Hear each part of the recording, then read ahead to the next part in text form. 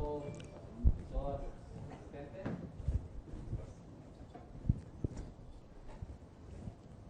La más cordial bienvenida le da la Sala Regional Monterrey a nombre de la magistrada Claudio Valle, del magistrado Jair García y un servidor. Es un honor para nosotros tenerlos como invitados en este evento que es especialmente importante para un servidor. La plática que hoy nos ocupa aborda un tema que ha sido años de preparación, que es producto de...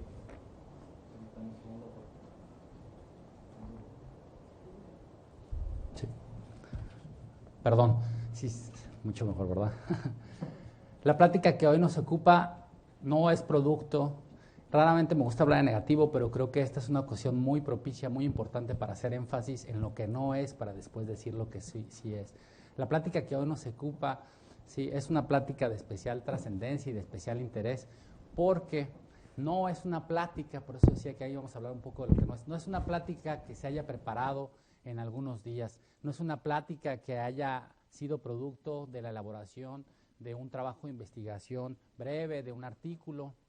Es una plática que es resultado de más de 20 años de experiencia en el ámbito electoral. El magistrado Felipe de la Mata Pizaña, el magistrado de la Sala Superior, es uno de los magistrados que ha tenido un mayor camino, no solo desde el punto de vista de la cantidad, sino de la calidad como integrante de la Sala Superior. Discúlpenme que tenga el atrevimiento, pero los años también de experiencia como integrante de este tribunal, a lo largo de las 3 integraciones que ha tenido la Sala Superior, en las cuales he apreciado desde mi perspectiva de secretario que tenía en ese entonces los diversos perfiles, preparación, entrega y compromiso, sí me permiten hacer una distinción especial del magistrado Felipe de la Mata Pizaña. El magistrado Felipe de la Mata Pizaña, más allá de las líneas que voy a leer en relación a su preparación y semblanza curricular, es uno de los magistrados que, si recordamos un evento que recientemente tuvimos, y lo digo con toda profundidad porque es una idea que yo tengo muy marcada en mí, las instituciones son importantes, sin instituciones no hay civilidad. Las instituciones son la condición sin la cual no existe evolución, es verdad, pero igual de importante es encontrar a una persona que se entrega con tal compromiso con las instituciones. Cuando uno se encuentra a una persona de este talante, no tiene más que decir que agradecer que existan, porque gracias a ellas las instituciones crecen, se consolidan y llegan a tener éxito institucional, entendido como que las instituciones cumplen con los fines para los cuales son creadas. Sin más, me gustaría hacer alguna pequeña, y pido una disculpa de antemano porque la reseña total del magistrado Felipe de la Mata es muchísimo más extensa de la síntesis y semblanza curricular del magistrado. El magistrado Felipe de la Mata Pizaña es un abogado mexicano que, como ya comenté, es magistrado de la Sala Superior del Tribunal Electoral del Poder Judicial de la Federación. Abogado por la Escuela Libre de Derecho con mención especial. En esta ocasión, los que tenemos alguna cercanía o conocimiento de lo que es la Escuela Libre de Derecho sabrán que hacer referencia a mención especial estamos hablando de las ligas mayores. Doctorado en Derecho por la Universidad Panamericana, también con mención honorífica, doctorado en Derecho y Libertades constitucionalmente reconocidas por la Universidad de Castilla-La Mancha, con mención cum laude. Cursó el posgrado en Derecho Mercantil en la Escuela Libre de Derecho, especialidad y cursos de posgrado por la Universidad de Salamanca y posgrado en especialización en Justicia Constitucional, Teoría y Práctica Actual en la Universidad de Castilla-La Mancha. La experiencia profesional del magistrado ha cursado casi todas las plazas, casi todos los lugares de la carrera judicial e incluso de aquellos que no forman parte de la misma. El magistrado fue secretario auxiliar, fue secretario proyectista de una sala regional, fue secretario instructor, secretario de estudio y cuenta, coordinador de ponencia, coordinador general de asesores de la presidencia del tribunal, secretario general de acuerdos, magistrado de sala regional. Podríamos empezar a decir más bien, de una forma más sencilla, que no ha sido el magistrado Felipe de la Mata en el Tribunal Electoral. Ha sido, en el ámbito académico, profesor titular de diversas materias a nivel licenciatura y posgrado en las universidades Panamericana y Iberoamericana y la Facultad Libre de Derecho de la Universidad Autónoma de México. Sin más, magistrado, con especial cariño, sea usted bienvenido a esta plática. Muchas gracias, estimado presidente. La verdad es que sus palabras son inmerecidas. Quiero pensar que no es que ya esté en el tema, digamos así, de las ligas para seniors, ¿no? O para veteranos, sino que más bien ha sido mucho el camino recorrido, pero sobre todo mucho lo que podemos todavía compartir. Y eso es justamente de lo que se trata la clase de hoy. Quiero agradecer, por supuesto, en particular al presidente de la sala regional, su invitación para el día de hoy estar aquí. La verdad es que para mí es un honor estar en esta sala regional por muchas razones, pero en especial porque pues hasta hace unas semanas el magistrado presidente pues era todavía secretario de estudio y cuenta de la sala superior, así que me siento lleno de orgullo que en este momento el presidente pues ya esté ejerciendo estas facultades, estas funciones. Me siento lleno de orgullo y estoy seguro que va a ser un gran magistrado, como fuiste, querido presidente, sin duda uno de los mejores secretarios de estudio y cuenta de la sala, uno de los mejores funcionarios que tiene el tribunal, sin duda. Agradezco también la invitación a la magistrada Claudia Valle, por supuesto, y me da mucho gusto también aquí ver a muchos amigos, de verdad, me da muchísimo gusto. Vamos a platicar de los temas, de un tema que yo he estado trayendo. A ver, me parece, primero les voy a decir un poco del contexto. Hay veces que trabajar sentencias no necesariamente genera la opinión o evidencia la opinión de un pleno, porque los casos pueden ser muy particulares y pueden deberse específicamente a un expediente. ¿Cuántas veces ustedes, que seguramente han trabajado expedientes electorales, de repente dicen, qué buen asunto, pero la demanda no da? ¿A poco no? ¿Están de acuerdo? Todos los agravios son inoperantes. ¿A poco no? Claro, no podemos definir el criterio de cualquier órgano judicial solamente con una sentencia, ¿no? Porque si analizáramos una sentencia, pues diríamos, ¿no? Lo que he estado pensando en el último año sobre todo es que es mejor, para identificar cuál es la ideología de un órgano judicial, no debemos acudir a una sentencia, sino acudir a líneas jurisprudenciales. Me parece eso mucho más razonable. Ver respecto de cada una de las temáticas específicas cómo resuelve de manera consistente o no un determinado órgano judicial. Entonces, el último año he estado escribiendo acerca de algunas de las líneas jurisprudenciales más importantes que a mi juicio tiene o ha tenido la Sala Superior, porque la verdad es que la Sala Superior ha tenido pues jurisprudencia desde el año 96, en que se crea como tal en la integración como órgano de justicia constitucional. Entonces, a partir de ahí hemos ido creando algunas líneas de jurisprudencia. Y justamente voy a hablar hoy de una línea de jurisprudencia en particular, que es la que tiene que ver con los temas de sistemas normativos internos de las comunidades indígenas. Desde ahorita les voy a decir que, como todas las líneas de jurisprudencia, pues están sujetas a análisis y, en su caso, pues al descubrimiento por parte de los que la estudian. Yo aquí les voy a decir también, parto del principio de una tesis o una hipótesis de trabajo. ¿Cuál es? Es que hoy día la Sala Superior tiene como un principio fundamental del análisis de este tipo de casos el principio de mínima intervención. Así lo diría yo. Es decir, las autoridades tenemos que intervenir en la medida en la cual, digamos así, no haya otra posibilidad constitucional. Buscar todas las soluciones de tal manera que el sistema normativo pueda prevalecer frente a otro tipo de posibilidades. A ver si le agarro esto rápido, ¿eh? A ver. Primero, como les digo, la línea jurisprudencial ha estado en evolución. A mí me tocó, creo que es más fácil así, a mí me tocó ver analizar esta línea jurisprudencial pues desde el principio, ¿no? Porque fíjense, al menos encuentro estas 4 etapas. La primera, la de 1824-92, que es ausencia de reconocimiento de cualquier tipo de derecho de los sistemas normativos internos. Y esto es importante porque esto va a ser lo que nos explique la siguiente fase. Recuerden ustedes, ¿cuáles son las primeras leyes indígenas mexicanas? Vamos a decirlo, con reconocimiento de los derechos de los pueblos y comunidades, más allá de las virreinales, porque hay que decir que la normatividad virreinal fue bastante rica al respecto. Pues fundamentalmente, pues las leyes agrarias de Maximiliano, lo cual no es exactamente que hayan tenido estabilidad. Entonces, vamos a decirlo así, se entiende que después de un tiempo, justamente durante pues, bastante periodo del México independiente, pues no existieron leyes en torno a la temática de los sistemas normativos internos y mucho menos el reconocimiento de su autonomía. Ahora, esto es un tema, estamos ya en la segunda fase de evolución, de 1992 a 2001.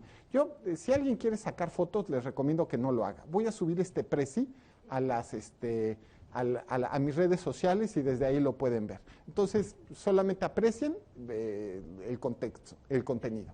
Entre 1992 y 2001, la temática que se nos planteó estuvo, curiosamente, en el artículo 4 de la Constitución, esto es, si efectivamente podía ser válido o no la determinación por parte de los sistemas normativos y si esto era válido constitucionalmente. Es que, a ver, resultaba un poco sorprendente, vamos a decirlo, en el año 97, que se empiezan a plantear estas temáticas, determinar si efectivamente era adecuado, si era constitucional y convencional, en su caso, las elecciones sin partidos políticos, en su caso, las elecciones sin padrón nominal, en su caso, las elecciones sin credencial para votar, ¿no? Imagínense nada más, después de 200 años prácticamente sin norma, sin autonomía, una vez reformado el artículo 4 de la Constitución, pues las primeras preguntas que nos hacíamos cuando llegaron estos casos era si eso era válido.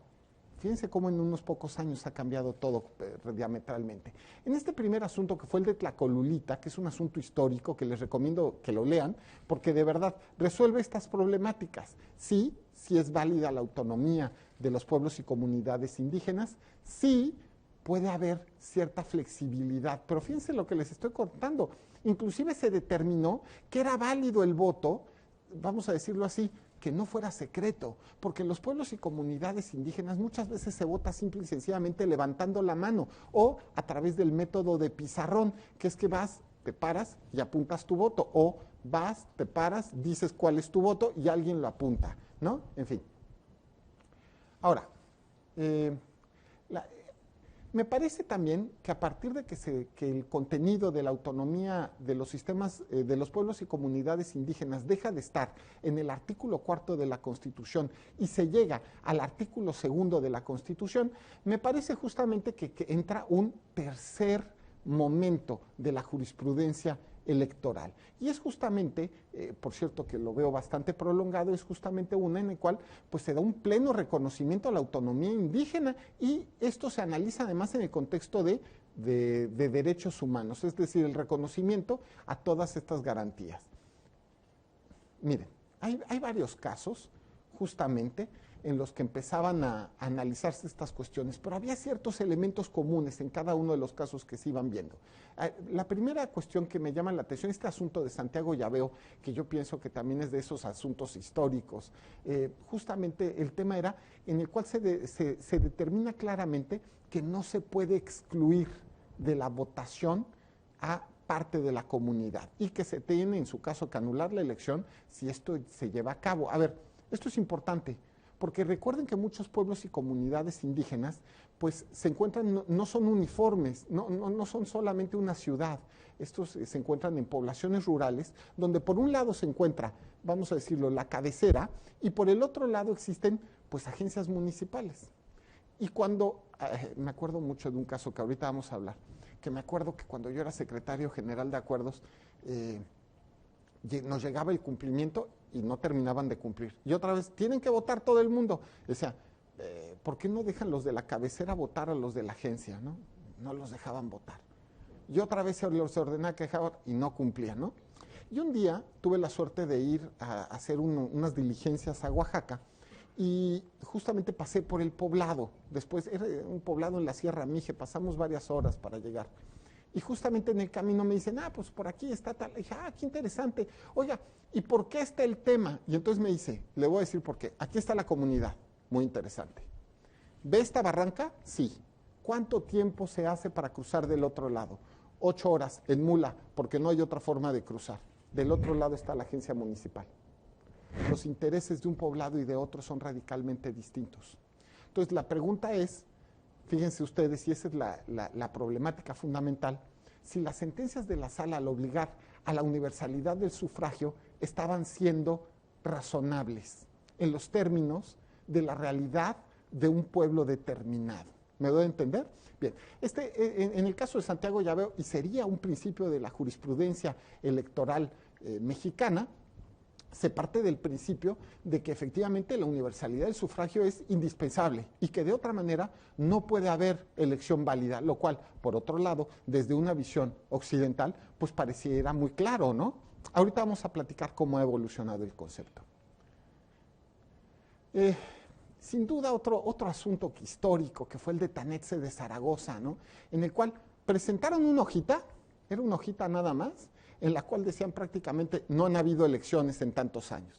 Y la Sala Superior determinó con claridad que en tratándose de pueblos y comunidades indígenas tenía que hacerse un análisis total, de suplencia total de los agravios por parte de los pueblos y comunidades. Y además determinó que la representación de los pueblos y comunidades no podía llevarse a través pues, de los sistemas de derecho civil. Nadie esperaba que hubiera un mandato o un poder firmado por los miembros de la comunidad ante notario. Entonces, justamente que había una fórmula de presunción de validez de los actos de los pueblos y comunidades a través de una representación informal. Este fue un asunto que seguramente conocen y me parece que también fue bastante histórico. Fíjense cómo vamos analizando y vamos determinando, ya no nada más es la autonomía, estamos determinando principios que se van considerando, puede ser no formal, el sufragio universal, no puede ser discriminatorio el voto, evidentemente no se puede excluir a las mujeres, ni a los jóvenes, ni a los viejos, ¿no? Y tenemos justamente este asunto de San Jerónimo Sósola, que justamente lo que nos determina es que las normas, ¿cuál es el lugar donde se encuentra el sistema de los sistemas normativos internos de los pueblos y comunidades? ¿Dónde se encuentra dentro del ámbito jurídico nacional? ¿Forma parte del derecho mexicano? Y la respuesta que nos hacen justamente es que sí, por supuesto, que forma parte del sistema normativo y por lo tanto se vuelven obligatorias estas normas para llevar a cabo elecciones. Y lo que además nos dice, es que son válidos algunas, y derivado de esto son válidas algunas de las disposiciones derivadas de la presunción de validez que tienen todas las normas. Pero esto es lo importante, y también pueden ser sujetas de control constitucional.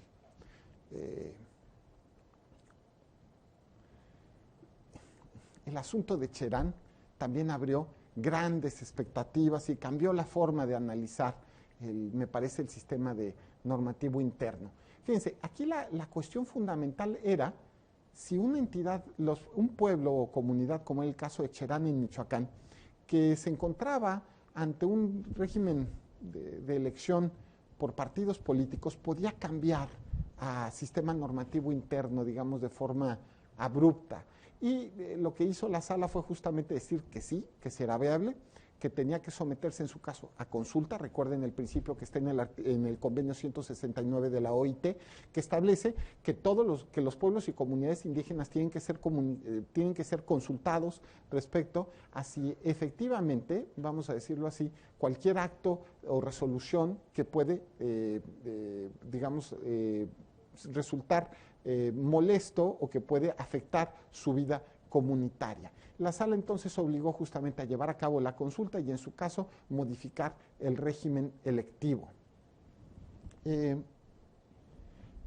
En el caso específico de San Mateo del Mar, ha sido un tema específico respecto del cumplimiento de la sentencia y justamente es para evitar las fórmulas de discriminación en el caso de mujeres específicamente, porque dentro de los sistemas normativos internos, pues a lo mejor existen principios que se han mantenido desde el siglo XVI muchas veces, donde no se dejan votar o participar ya sea como sujeto activo o como sujeto pasivo del voto a las mujeres.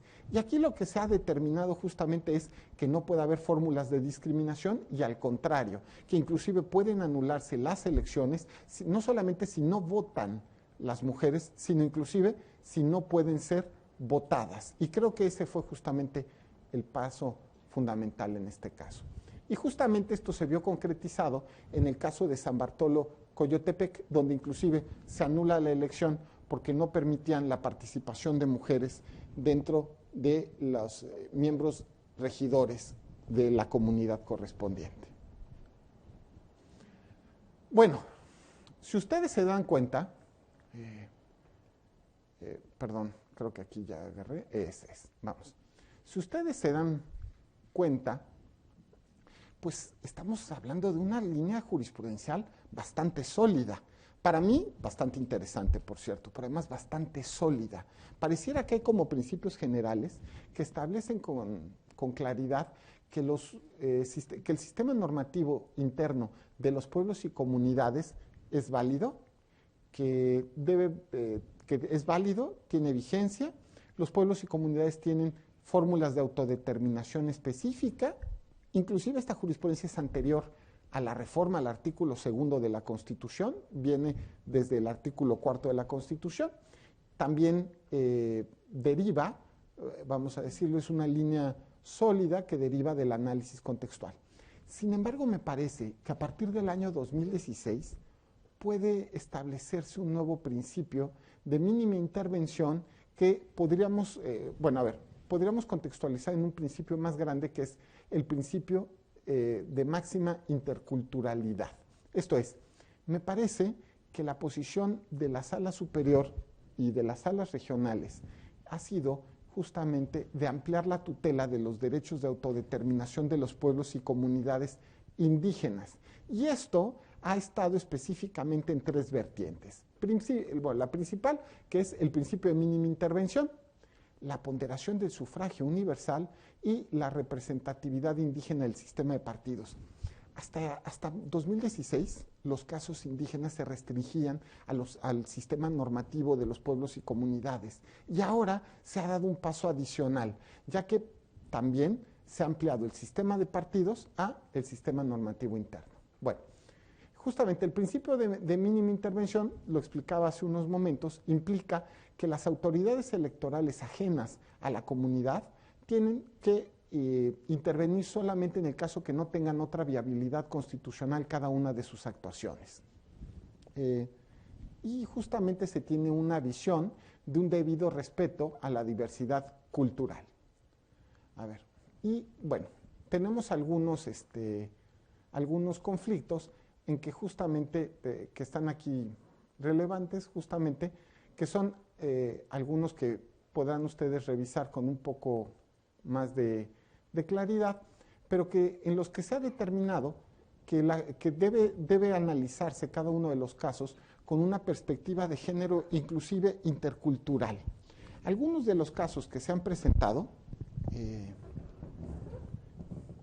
inclusive se ha validado algunas otras fórmulas de representación. Es decir, no es suficiente con que no se permita la participación de mujeres, vamos a decirlo así, sino que se tienen que buscar fórmulas de autocomposición por parte de la comunidad.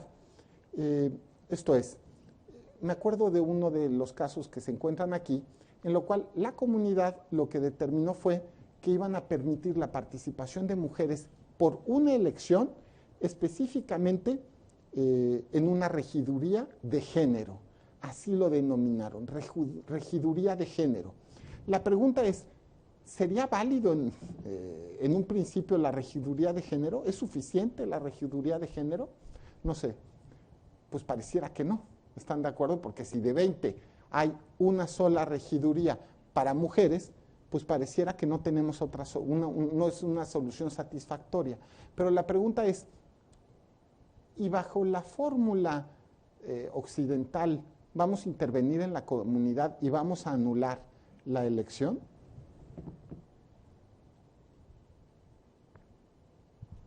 La Sala Superior estableció que por esta elección, por un caso nada más, es que está haciendo como calor, ¿no? ¿No? Sería bueno que nos perdieran el aire, ¿no? Sí, sí, digo, sí, yo entiendo que en Nuevo León la luz es cara, pero no. A ver, sí. Y bueno, y los chilangos no estamos acostumbrados al calor, ¿no? Perdón, ¿no? A ver, miren, la pregunta era si era suficiente la regiduría de género. Y pues la respuesta era en un principio, para el lector occidental pareciera que no. Sin embargo, se dijo, a ver, si podemos tener una fórmula de intervención mínima de la elección, lo que haríamos sería justamente validarla para que por una elección se permita la validez de esta regiduría de género, pero con la promesa de la comunidad que la próxima elección se abriría a otros casos. Y fíjense cómo ya pareciera que la solución no puede ser a través de una fórmula afrancesada, ¿no? Leyes generales, abstractas, sino que pareciera que la autoridad tiene que dialogar con la comunidad y buscar una solución que pueda ser válida, ¿no? Bien. Ahora, este caso además fue bastante interesante porque nos hizo reflexionar mucho a la Sala Superior.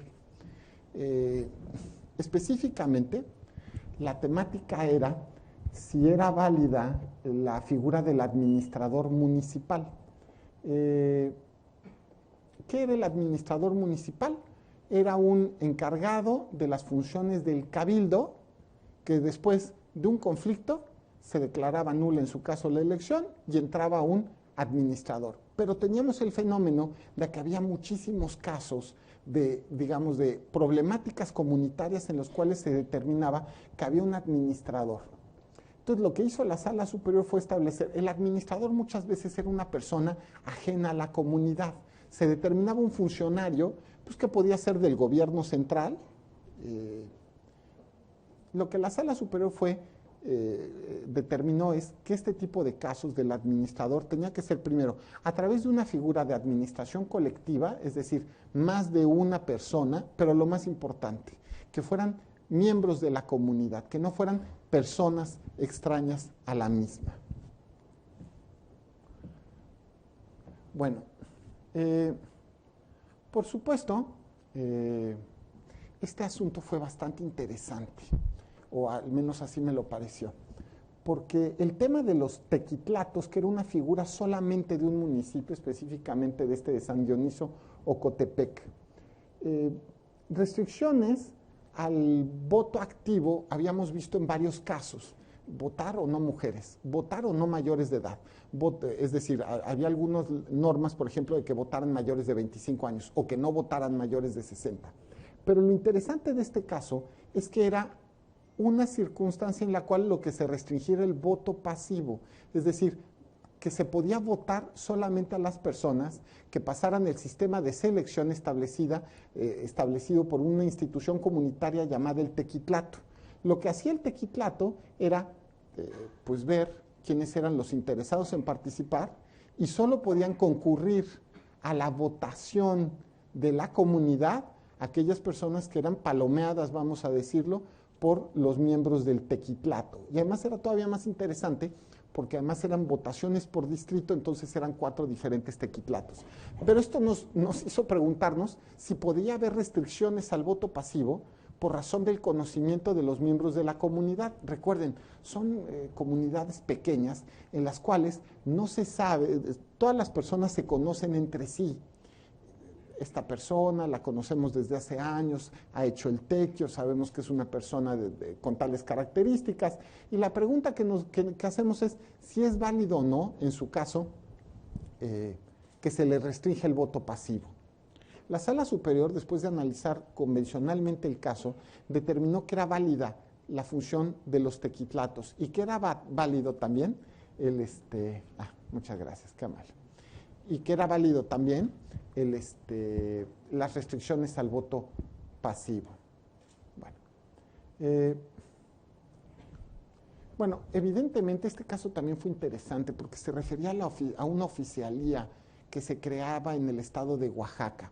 La pregunta que teníamos era si era válido que hubiera una oficialía electoral para los casos de sistemas normativos internos. Esto es, que en lugar de acudir a otras fórmulas para certificar actos electorales, la comunidad acudiera a un órgano del Instituto Electoral de Oaxaca. La Sala Superior revocó la existencia de esta oficialía electoral porque nos parecía justamente que la intervención por parte de las autoridades locales resultaba excesiva, específicamente para un caso determinado. Repito, bajo la idea de que se trata de comunidades pequeñas, en las cuales todas las personas se conocen normalmente, y entonces la presencia de un individuo no perteneciente a la comunidad podía generar desconfianza entre los miembros de ella e inclusive desórdenes sociales. Bueno, quizá también hemos tenido varios casos en los cuales hemos establecido la necesidad de los dictámenes antropológicos. Me parece que la Sala Superior ha establecido también que como un uso constante la emisión de los mismos dictámenes antropológicos a través de acuerdos colegiados. El análisis del dictamen antropológico también tiene que ser calificado. Esto es, no es posible tener el dictamen, vamos a decirlo así, y aplicarlo llanamente. Tiene que ser valorado por el propio juzgador. Muchas veces, a ver, ¿en qué consiste el dictamen antropológico? Son personas, normalmente de instituciones académicas públicas, normalmente, que se presentan en la comunidad, analizan el sistema normativo, determinan si existe una norma de sistema normativo y en su caso, pues cómo se ha desarrollado a lo largo del tiempo. El juzgador, a ver, el dictamen del perito no necesariamente va a ser neutral, es decir, porque está justamente tomando la posición de la comunidad desde su interpretación. La Sala Superior lo que ha hecho es, rendido el dictamen antropológico, analiza el resultado y en su caso, si es conveniente o no para la propia comunidad. Es decir, se valora igual que cualquier peritaje. Bien, quizá uno de los temas que más controversia pudiera generar es el de la ponderación del sufragio universal. ¿Se acuerdan lo que les contaba? ¿No? Hay en medio una barranca, geográficamente forman parte del municipio la comunidad principal y la agencia municipal. No se permite votar a la agencia municipal, o al contrario, hay veces que la agencia es la que no permita votar al municipio. Y la pregunta ¿es válida esa elección? Hasta este momento, la jurisprudencia de la Sala había sido constante en el sentido de que si no se permitía el voto universal tenía que anularse la elección. Me parece que ahora la ponderación de la Sala nos establece que tenemos que atender al caso concreto. Es decir, nuevamente tendremos que atender a las circunstancias de la comunidad en particular. Tenemos que tener los dictámenes antropológicos, en su caso la versión de la autoridad local, y entender cuál es el conflicto que está existiendo. Si se dan cuenta, esto es bastante complicado, porque los hechos implica entender el problema que tiene la comunidad y tratar de resolverlo.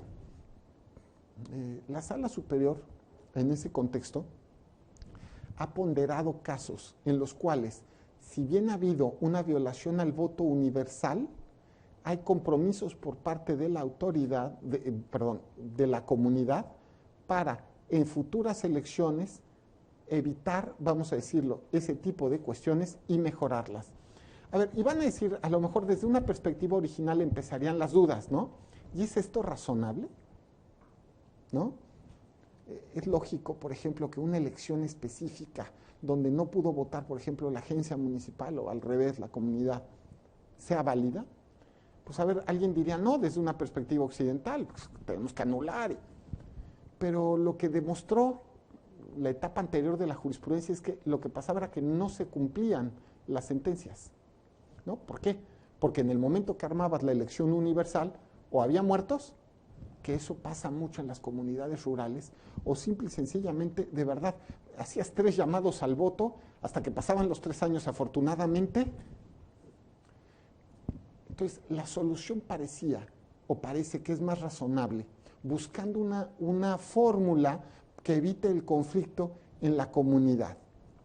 Esto es, se acerca a la autoridad local, establece claramente la violación, en su caso, al sistema normativo interno o la inconstitucionalidad del precepto del sistema normativo, se exhorta a la comunidad, se genera el compromiso y a partir de ahí se valida la elección con el compromiso específico de que posteriores elecciones tendrían que llevarse de forma universal.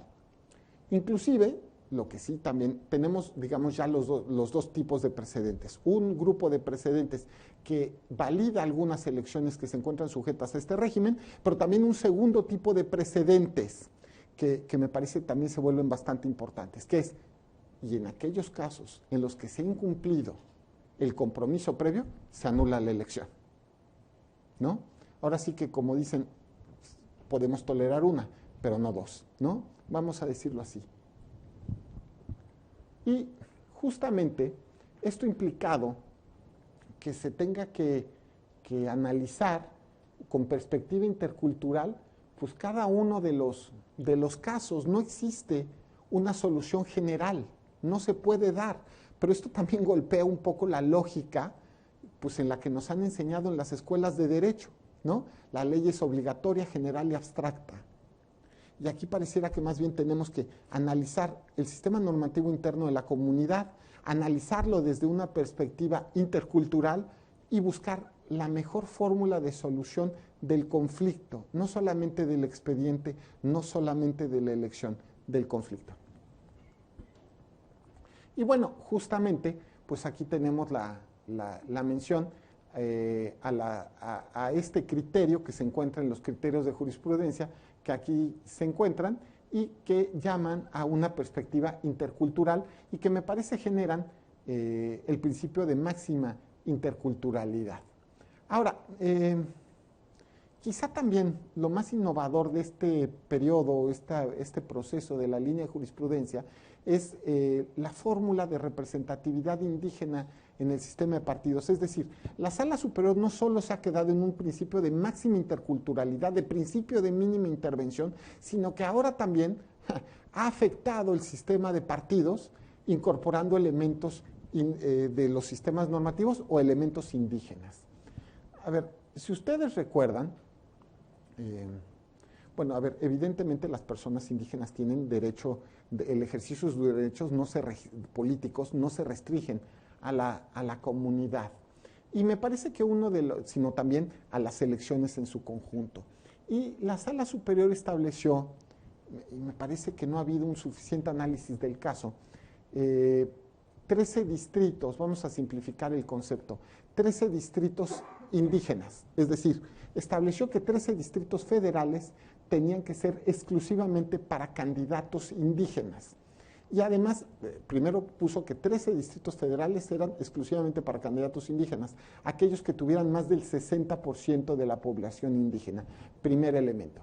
Y segundo elemento, estableció un principio que denominamos de autoadscripción calificada, lo cual generó otro caso más que ahorita les voy a platicar, ¿no? A ver, estos 13 distritos se vuelven muy importantes porque inclusive en algunos de estos distritos, aunque no lo crean, es increíble, a pesar del 60% de la población indígena, en todas las legislaturas de la historia de México nunca había habido un diputado indígena. Era un tema importante. Bueno, a ver. Pero entonces el tema, bueno, y por supuesto, bueno, a ver, perdón, creo que voy a regresar aquí.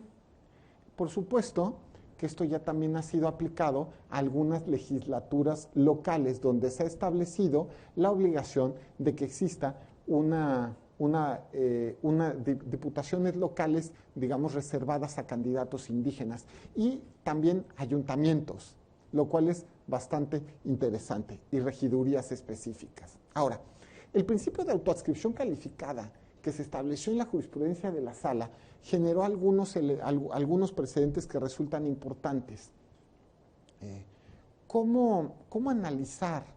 ¿En qué consistía la autoadscripción calificada? Tú te autoadscribes como indígena, pero además pruebas que efectivamente eres indígena. ¿Ya se dieron cuenta de la problemática que estoy describiendo? ¿Cómo lo pruebas? Fue muy interesante el caso que se presentó en una de las salas regionales, donde presentan un documento ante un ejido, ante una comunidad, digamos, ejidal, y bueno, pues estaba firmado el documento por alguien que no era en ese momento el presidente del ejido. Y entonces la pregunta era, ¿es suficiente este documento que no tiene, digamos, no está registrado en el Registro Agrario Nacional, está firmado por alguien que dice ser el presidente ejidal, pero ya no es el presidente ejidal? La Sala dijo que no. Y Sala Superior lo que dijo fue lo contrario, derivado justamente de este principio de mínima intervención, porque dijo justamente que el elemento de autoadscripción calificada tenía que en su caso ser analizado a la luz y bajo los principios del sistema normativo interno, lo cual por otro lado a mí me parece lo más evidente. Es decir, pues sí, no está registrado en el Registro Agrario Nacional. Sí, bueno, no es la persona que en el Registro Agrario Nacional aparece como presidente del ejido, pero nos queda muy claro que este documento evidencia que la comunidad reconoce a esta persona como su líder. Y esta persona está certificando justamente que determinado individuo ha participado en las juntas ejidales como si fuera miembro de la comunidad. Es muy complicado el análisis del principio de autoadscripción calificada que no lleve a una fórmula de discriminación. Justamente por eso es que tiene que valorarse de forma amplia. Bueno, a ver, este principio de máxima interculturalidad ha ido, me parece, graduando el análisis de los casos. Como les digo, rompe un poco los paradigmas que nos han enseñado en las escuelas y facultades de Derecho. Nos hace pensar que las soluciones tienen que ser específicas, resolviendo no solamente el expediente, sino resolviendo el conflicto que se genera en la comunidad. Yo los invito a que lean un par de artículos que tengo colgados en mi blog y que justamente hacen una recopilación de estos principios, ¿no? Aquí están, por cierto, esta foto está muy corta. Y bueno, los invito también a que me sigan en Twitter. Pero a ver, lo que me gustaría sería que me hagan preguntas. Seguramente van a tener algunas cuestiones y estoy abierto a resolverlas. Muchas gracias.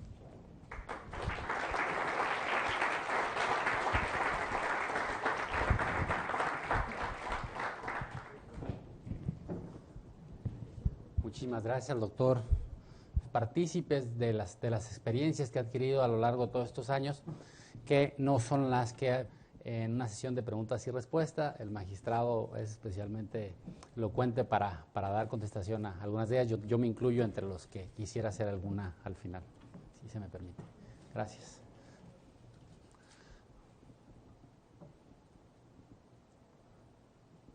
Pues si quieren empiezo yo. Adelante, por favor, Ricardo.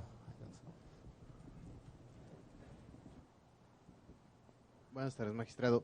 De la interculturalidad, pero relacionado más al tema del, recuerdo bien los antecedentes, ¿se podía reconocer el género de las personas con independencia de haber sufrido alguna operación de cambio de sexo, siempre y cuando se autoadscribieran como mujer? Desconozco si el asunto se relacionaba con algún tema, el reconocimiento de la paridad de género en los, lo que creo que serían muy interesantes y que probablemente pueda haberse reflejado en futuros procesos. Gracias. No, que es otra línea de jurisprudencia de la Sala. Mire, y además que bueno, porque ahorita que ya no está haciendo calor, la verdad es que podemos platicar como con más a gusto, ¿no?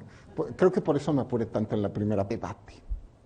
La pregunta que teníamos internamente era,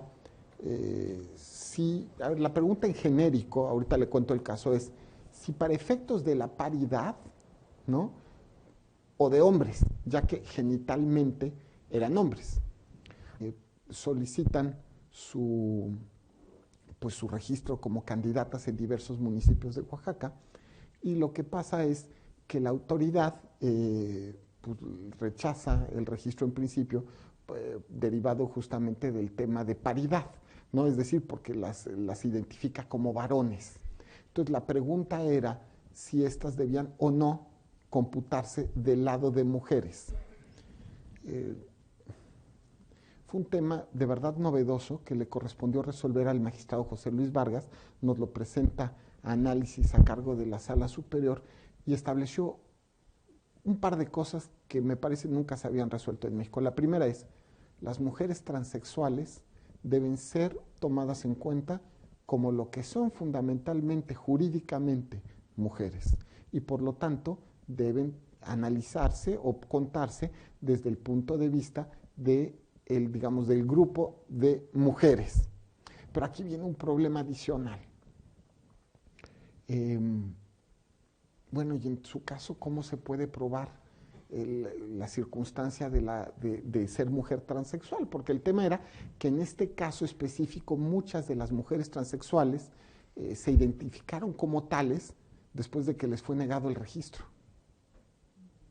Y entonces pues resultaba muy complicado el tema, es decir, ellas llenan su solicitud de registro indicando que eran varones, y cuando les niegan el registro dicen, en realidad somos mujeres transexuales, porque además tienen un nombre de varón, físicamente pueden corresponder o no a varón, y visten como socialmente podría ser o no como varón.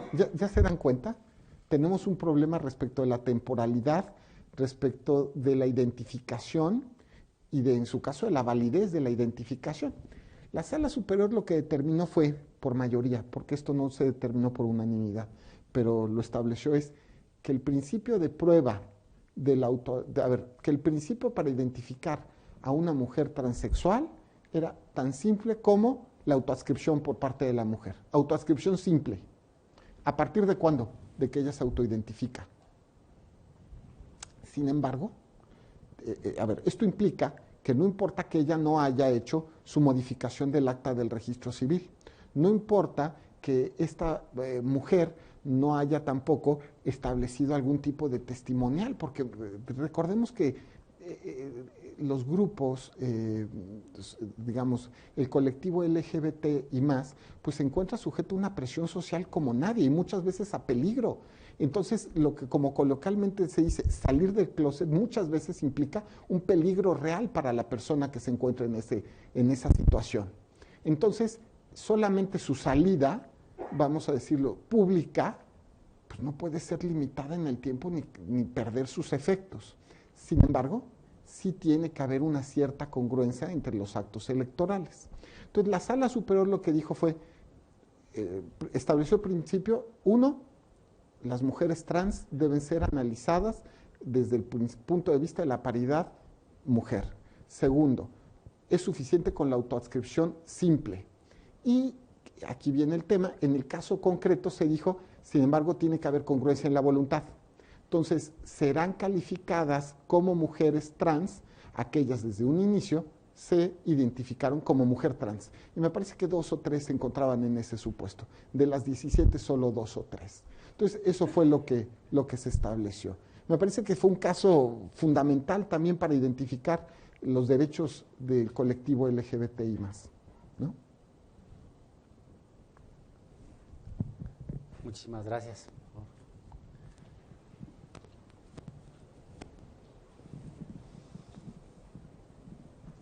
Gracias. Muchas gracias, magistrado. Quisiera preguntarle, me llamó la atención que nos decía que los individuos, las personas indígenas, no dejan de tener sus derechos políticos solo en su comunidad, es decir, que también lo tienen al exterior. Y me hizo mucho eco esto que se mencionaba, porque pareciera que como está diseñado por el momento, bueno, no diseñado, sino como ha ido reaccionando el sistema por el momento, es que se les da representatividad siempre y cuando se queden en su comunidad. una vez que salen, ya parece que ya no pueden tener esa representatividad. Por ejemplo, y lo menciono porque en Nuevo León no hay como tal comunidades indígenas nativas, no están registrados comunidades indígenas nativas. Digo, por un tema histórico, no hay comunidades indígenas nativas, pero sí hay mucha comunidad indígena que ha venido de otros estados, o quizás somos descendientes de alguna población indígena que haya llegado a Monterrey, a Nuevo León. Entonces, pareciera que esas comunidades indígenas que emigran, lo mismo sucede en la Ciudad de México, aunque ahí sí tienen algunas comunidades muy detectadas de indígenas, pareciera que una vez que están en alguna urbe ya no tienen esa posibilidad de verse representados. Es decir, ya no, digo, no formulo una pregunta en concreta, sino me gustaría saber su opinión sobre este fenómeno, cómo se ha dado, porque pareciera que lo estamos anclando a que se queden, si no, ya no van a tener representatividad. La pregunta que hace el consejero Royce me recuerda que siempre ha sido un tipo muy inteligente. De verdad, muchas gracias, porque me genera una gran reflexión. A ver, no hemos tenido un caso de transmigración indígena, salvo el que voy a contar, que no fue exactamente el caso que nos dice el consejero Royce, pero sí es sin duda interesante. A ver, en una comunidad en el estado de Chiapas, pues como pasa entre los pueblos y comunidades, pues se pelearon, creo que por razones religiosas, un grupo con otro, y son expulsados el pueblo y comunidad, una buena parte de la población comunitaria del municipio. Y entonces la pregunta que se hizo en la sala superior es, ¿y cómo le hacemos para que estas personas que se encuentran fuera del municipio, pues en su caso puedan votar? Y si acaso tienen el derecho para votar en su comunidad. Lo que dijo la sala superior fue, la primera es sí tienen derecho para votar en su comunidad. Y segundo, la verdad es que nos dimos cuenta que tenía que analizarse desde una perspectiva de la autoridad electoral, pues ver qué podía hacerse, es decir, si era viable establecer o no casillas para que estas personas pudieran votar fuera del municipio, lo cual era un tema, si se da cuenta, pues donde el tema de la votación afuera del municipio, pero para efectos de adentro del municipio, le pasamos ahora sí que la estafeta al INE para que el INE analizara el caso. Y efectivamente el INE dijo, si es viable, si es posible, voy a generar un padrón y además instaló casillas. El tema de transmigración no ha sido un tema constante. Sin embargo, me parece que sí debe ser analizado. Y esto es como darle la idea a algún abogado, porque la verdad es que sería muy interesante de pensar cómo se puede ejercitar las acciones de los pueblos y comunidades y de los indígenas donde no son mayoría. Porque si ustedes se dan cuenta, hablamos del derecho de los pueblos y comunidades indígenas dentro de sus sistemas normativos. Hablamos de las acciones afirmativas para garantizar la representación indígena en las cámaras de diputados federal y local, específicamente cuando tengo más de un 60% de población en el distrito. Pero ahora la pregunta es, ¿cómo garantizamos los derechos de los miembros de pueblos y comunidades fuera de su ámbito geográfico? Y eso es otro tipo de acción que no se nos ha planteado y que sería interesantísimo. Creo que pueden adoptarse fórmulas que hemos visto en otros, pues en otras naciones. Por ejemplo, hay diputados en otras naciones, diputados que son siempre de determinada nación indígena, vamos a decirlo, de determinada identificación, ¿no? Tantos de los quechuas, yo qué sé, ¿no? O sea, y esta garantiza una mínima representación a una determinada población indígena, pues, que está en todo el país, no solamente en una zona determinada. Sin duda es algo que tenemos que analizar las autoridades electorales, ¿no? Muchas gracias, consejero.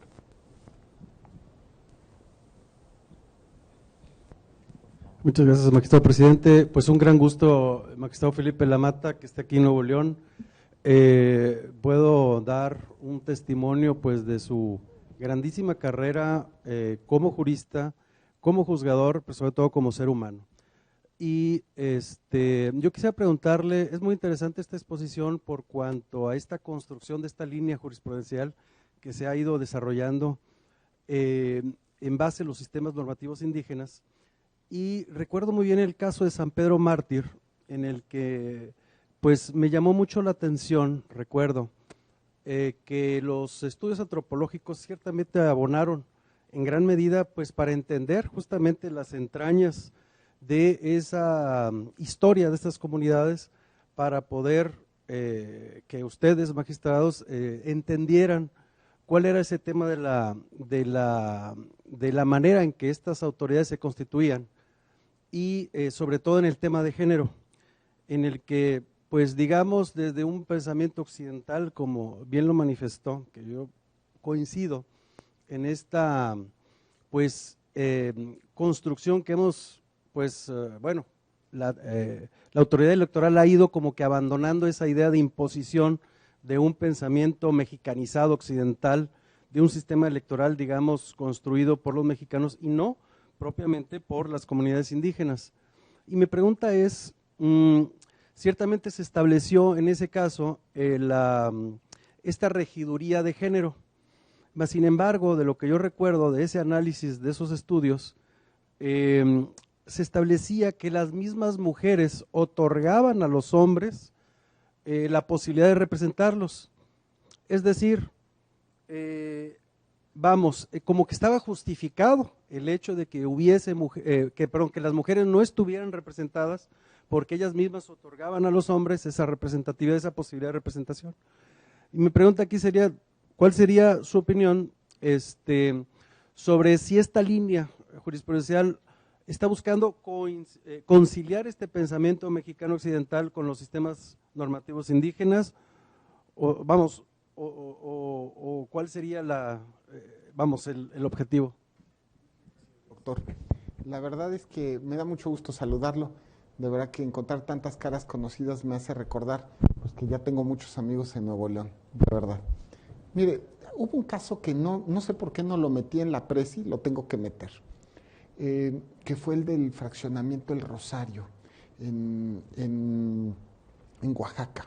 Fue un tema que lo puedo constatar, pasaron 20 años y no lo resolvíamos. Es decir, pasaron 3 integraciones de la sala superior y no se encontraba una solución.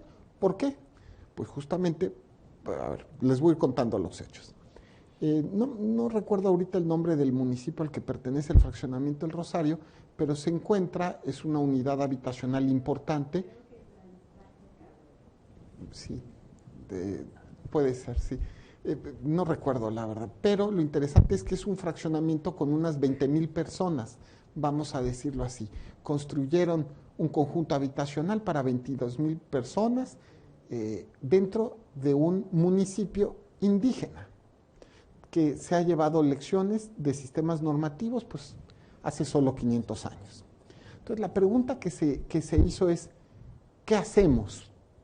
¿No? ¿Se dan cuenta? Pero creo que desde 1998, es que verdad, yo me acuerdo cuando yo era secretario de Estudio y Cuenta incipiente, digamos así, un renacuajo, ¿no? Cuando yo iba empezando a escribir casos, se presentó esto y de verdad nos generaba muchas dudas. La pregunta era, primero, ¿dejamos a los 22,000 participar en el sistema normativo interno?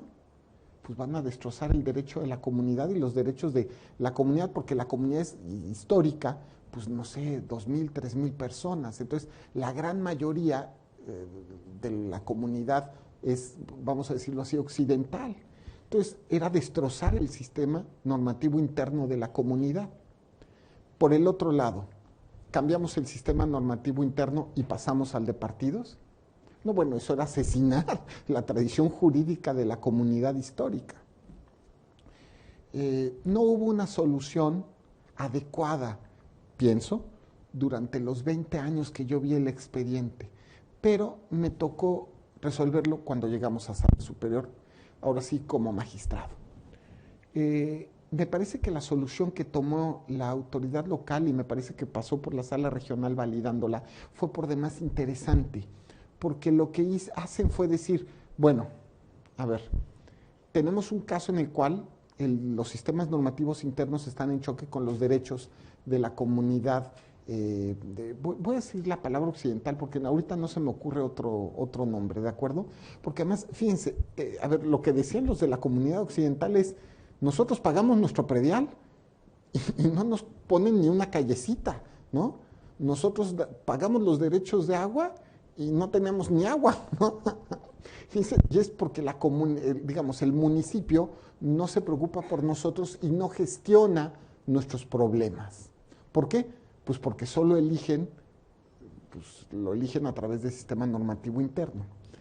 La solución que tomó la autoridad local fue muy interesante, porque lo que dijo fue, no vamos a aniquilar los derechos de la comunidad.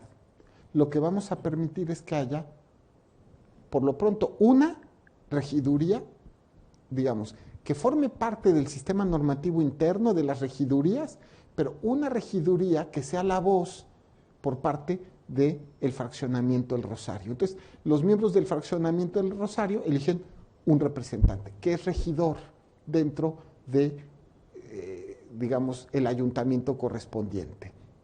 Es la voz de ellos y tratan de llegar a soluciones en común. Y vamos a empezar a decir, no, qué mala solución, ¿no? No, a ver, díganme ustedes ahorita, ¿qué solución proponen? ¿No? Hace 20 años cuando se nos empezó a presentar el caso. Que voten los occidentales aniquilando el derecho de la comunidad, que vote solo la comunidad aniquilando el derecho del grupo occidental. ¿Qué solución es correcta? Entonces, se da una solución intermedia para esta elección. Y en el futuro se irá ampliando el derecho del fraccionamiento conforme esto no esté en contraposición con los derechos de la comunidad. ¿Se dan cuenta? Este tipo de casos son los que nos hacen pensar. La primera es el respeto al sistema normativo interno. La solución tiene que ser de verdad específica al caso de acuerdo a los elementos y problemáticas de la comunidad, de tal manera que se puedan ponderar ambos derechos. Y me parece que el principio de máxima interculturalidad y mínima intervención lo que hace es justamente eso, buscar fórmulas de solución de conflictos sin hacer necesariamente generalizaciones, que por otro lado los abogados que nos formamos en el sistema racionalista francés, pues estamos totalmente, pues vamos a decirlo, afectados, ¿no? Es como algo que no nos parece propio, convincente, pero que sin duda en temas electorales tenemos que estar abiertos a este tipo de soluciones, que es así, al caso y al conflicto. Y puede ser que sirva en esta elección, pero quizá no en la siguiente. Es decir, tenemos que ver caso por caso bajo estos dos principios, ¿no?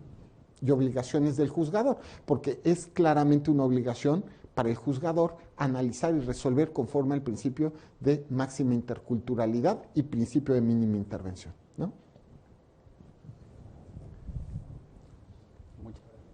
Por favor, esta pregunta y una más, por favor. Gracias, buenas tardes. Muy interesante lo que usted está comentando, esos dos principios que ha seguido precisamente esta línea de la Sala Superior, ese principio de máxima interculturalidad y de mínima intervención, son interesantes, pero a mí me parece, no sé si a ustedes también, un poco que estamos tratando, al final, tratamos de respetar los derechos, los procedimientos, los procesos indígenas, con el mayor respeto, pero al final tratamos de occidentalizarlos bajo condiciones, bueno, así está bien, pero para la próxima, hazlo como nosotros creemos que es lo correcto. Tal vez en ese sentido va la Sala Superior, tratando al final, el objetivo es que todo aquello que a nosotros, desde el punto de vista occidental, nos parece que es correcto, y tal vez para nosotros, cuando nosotros, por ejemplo, vemos el mundo árabe, lo vemos totalmente distinto y no nos entra en la cabeza.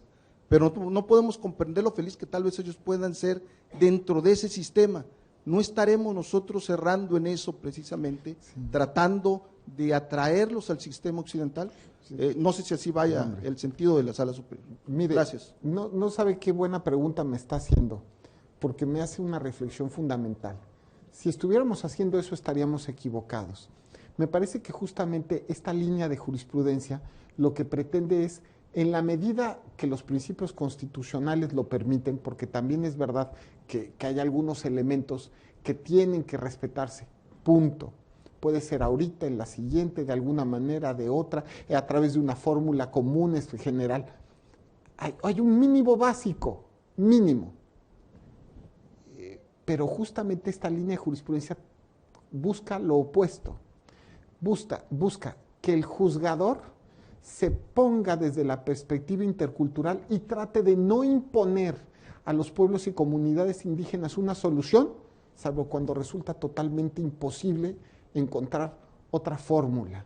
Dialogar con el pueblo y comunidad, analizar desde una perspectiva intercultural, por ejemplo, por eso hacía énfasis en los dictámenes antropológicos, porque ahí va personas de campo, autoridades, a entrevistar a las autoridades y entender el conflicto, y llevan a cabo el peritaje antropológico a efecto de que, digamos, desde que los jueces aquí puedan tener un elemento adicional, que es el punto de vista, pues justo académico, de antropólogos, de sociólogos. Sin duda es un reto, porque cada persona es un hombre o mujer, pues de su tiempo, de su geografía y de sus circunstancias. Todos tenemos, digamos, como jueces electorales, que romper este paradigma y tenemos efectivamente que tratar de no intervenir en la medida que esto sea posible en los conflictos de la comunidad para buscar fórmulas de autocomposición, que me parece que eso es justamente al final del día lo que se está buscando. Pero fíjese cómo la línea de jurisprudencia del tribunal ha ido avanzando. Primero, primero no existía regulación alguna, salvo las leyes agrarias de Maximiliano, que no sé si eso sea exactamente un antecedente. Después, la reforma al artículo 4 de la Constitución, que generó los primeros casos, donde se reconoció que sí se podía llevar a cabo elecciones por sistemas normativos internos. Después, la reforma al artículo 2 de la Constitución y la riquísima jurisprudencia electoral en esa materia, pero muy ruda en los temas de universalidad del voto, principio de no discriminación, etc. Y después, otra fórmula, yo diría más moderna, más antropológica, pero sobre todo desde una perspectiva específicamente comunitaria, lo cual también genera un gran reto, que es cada comunidad es diferente. ¿No? Ese es el esfuerzo que estamos tratando de hacer. Yo le diría, y justamente es lo que tenemos que hacer, de otra fórmula no sería ni razonable ni convencional. Eso también sería verdad. Le agradezco mucho la pregunta, es muy interesante. Gracias. Magistrado, es que me quedo preocupado por los indígenas que expulsaron. ¿Qué medio de defensa en su momento o tendrían ellos en contra de esa determinación para volver a su comunidad? ¿Existiría un medio de defensa o ante qué autoridad o cuál sería un procedimiento legal que pudieran ellos ejercer en un momento dado para recuperar su derecho de integrarse a la comunidad? Los expulsados. Bueno, esto ya excede los temas electorales. Digamos, el primer principio fue reconocer el derecho al voto por parte de este grupo de indígenas que fueron expulsados de su comunidad y que el INE, porque además fueron los que hicieron el trabajo fuerte, determinó que sí era viable que ejercieran su voto y estableció las casillas. Ahora, el regreso de los grupos expulsados a las comunidades es bien complejo. Es de verdad un tema donde tampoco puede ser, no puede haber una solución fácil ni rápida. ¿No? Esa es una cuestión, ¿no? Claro, existen las acciones tanto civiles, penales, pero yo creo que también tiene que haber una sensibilidad intercultural para la solución de esos conflictos, es fundamental. Pero bueno, excede los temas electorales. Sin duda es también una buena reflexión. Bueno, muchísimas gracias a las personas que nos ayudaron presentando sus dudas, mostrando sus comentarios y que dieron a su vez oportunidad para que el magistrado nos siguiera compartiendo la experiencia y percepción que tiene respecto de estos temas. Yo decía que yo también tenía una última pregunta, si se me permite, y de alguna forma ya está contestada, pero sí, sin duda, alguna de las más interesantes, esta penúltima, es todo un reto cuando y con esto empezaría a contextualizar mi pregunta, es todo un reto cuando desde una perspectiva, sin denominar occidental o mexicana, simplemente no estrictamente indígena, alguien pretende juzgar la posición en la que se encuentra en otras circunstancias, y esto tiene que ver con un tema no solo de perspectiva intercultural indígena, sino de perspectiva sexual, de perspectiva de género, de las distintas perspectivas que han dado lugar al interés de los estudiosos de cada uno de los temas para detenerse. Yo decía esto, en principio para detenerse y reparar de una situación que parece no ser la más conveniente, por así llamarlo, en el tema, insisto, de género, de capacidades distintas, multicultural, de la perspectiva de un niño, y la gran pregunta, yo decía esta penúltima, de cómo hacer precisamente para tratar de que sin una actitud, ya dice usted, ruda, sí, pero fuerte, tratar de hacer que las cosas funcionen de la mejor manera, ¿no? Y mi pregunta en concreto es, parece ser y coincido ahí sí con la gran mayoría de las opiniones y con todo lo que decía usted, parece ser que los libros se quedan muy cortos, porque aún los libros escritos por los estudiosos, por los profesionales, por los que han dedicado su vida entera a estos temas, están hechos desde la perspectiva a partir de la cual fueron hechos, de la perspectiva de la persona y sus circunstancias, ya lo decía usted. Entonces, yo le preguntaría especialmente, y este es concreto, ¿qué tan valioso, cuál es el papel del conocimiento privado del juez, por un lado, ¿sí?, del tema de la asesoría, ya decían, de los dictámenes antropológicos para analizar los temas, y sobre todo pues reconociendo que como humanos pues tenemos límites y sencillamente pues se trata de hacer mejor las cosas en la mejor medida posible. Yo decía al inicio, creo en las instituciones, pero siempre una persona comprometida, perdón por el halago, pero así estoy convencido de eso, una persona comprometida con usted hace que las instituciones funcionen mejor. ¿Qué pensaría de esas otras herramientas auxiliares? Conocimiento privado, sí, dictámenes antropológicos, o sea, ¿qué tan necesario, es especialmente necesario el papel que juega a diferencia de otro tipo de conflictos civiles que sí están precisamente en el ámbito de Occidente? Sí, bueno, muchas gracias, presidente. La verdad es que, pues, me surgen muchas dudas, casi diría que puedo escribir un libro con la respuesta. Hace poco, a todos los abogados nos enseñan que la virtud principal del juez es la prudencia, ¿no? Hace poco doña Alfonsina Navarro me decía que no era verdad, que la virtud principal de un juez es la valentía, porque la valentía implica darle la razón al que la tiene, sea poderoso o no. Pero también creo que implica el comprometerse con el caso y analizarlo desde todas las aristas y perspectivas posibles. Me parece también que la fórmula de racionalización del conflicto que se encuentra dentro del expediente tiene que llevar hacia la solución más, pues, pareciera obvia, porque es como clásica, justa, ¿no? Hace no mucho teníamos la suerte de platicar, usted y yo, y decíamos justamente si podría ser la Constitución irracional, ¿se acuerda? Y le damos vueltas que la Constitución tenía que ser, que es un documento interpretable, ¿no? Es decir, y que la racionalidad debe ser un principio en la fórmula de interpretación de la Constitución, que tiene que ser justamente además un documento atemporal, que no puede explicarse exclusivamente respecto del momento en el cual se emitió esta o la reforma que haya sido correspondiente. En fin, encontrábamos.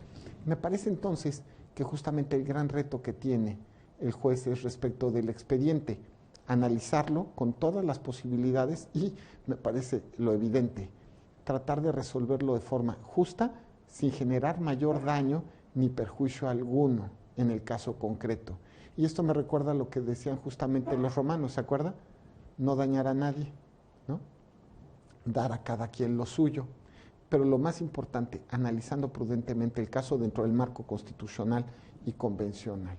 La verdad es que eso también me recuerda que al final del día la práctica judicial, vamos a decirlo, el oficio de juez es fundamentalmente 90% transpiración, creo que en Monterrey más, ¿no?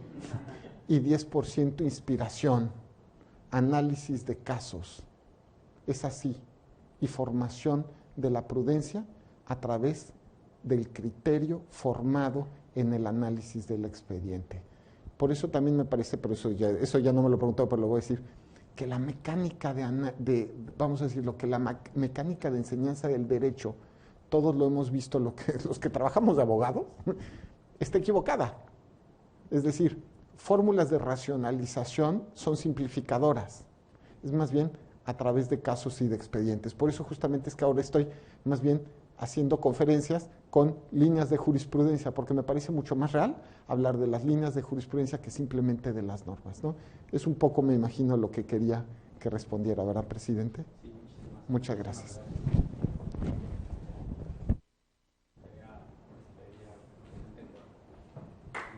Gracias. Muchas gracias. Muchas gracias.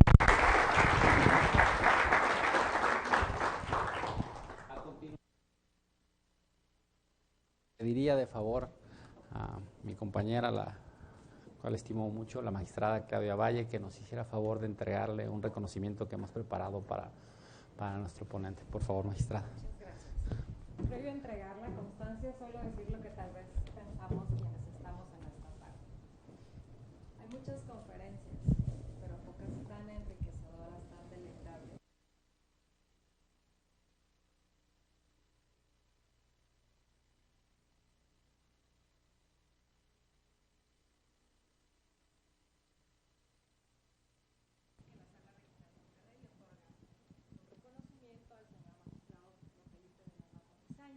Por impartir la conferencia magistral Justicia Intercultural.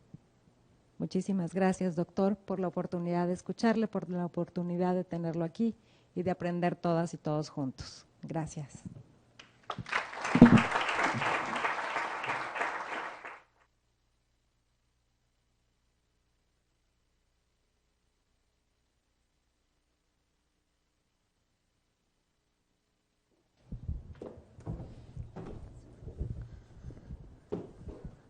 Previo a dar por finalizado el evento, quisiera dar las gracias ante todo a ustedes que nos regalaron su tiempo, su valioso tiempo para acompañarnos y tratar de hacer de estos eventos cada vez una convivencia institucional, a los representantes de la Comisión Estatal Electoral, especialmente a uno de los más participativos, amigo del Tribunal Electoral del Poder Judicial de la Federación, el consejero Alfonso Royce. Por favor, gracias por acompañarnos. A los que vinieron de las distintas instituciones, universidades, sin ustedes esto no es posible. El propósito es tratar de unir a las instituciones, pero sobre todo tratar de que se acerquen los estudiantes, porque nosotros sencillamente ya estamos de pasados. Muchísimas gracias a todos por su asistencia. Muchas gracias, maestra. Muchas gracias.